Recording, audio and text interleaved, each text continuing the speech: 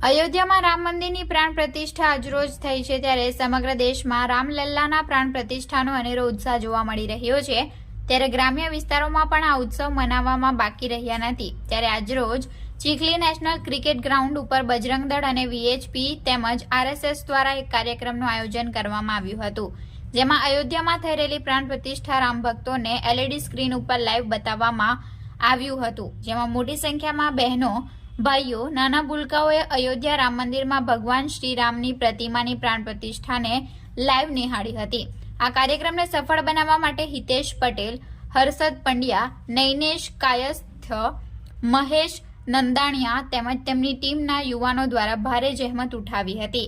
સાથે જ મહાપ્રસાદનું પણ આયોજન કરવામાં આવ્યું હતું। આ પ્રસંગે ગણદેવીના ધારાસભ્ય નરેશ પટેલ, ચીખલી તાલુકા પંચાયતના પ્રમુખ રાકેશ પટેલ અને નવસારી જિલ્લા પંચાયતના પ્રમુખ પરેશ દેસાઈ પણ ખાસ ઉપસ્થિત રહ્યા હતા।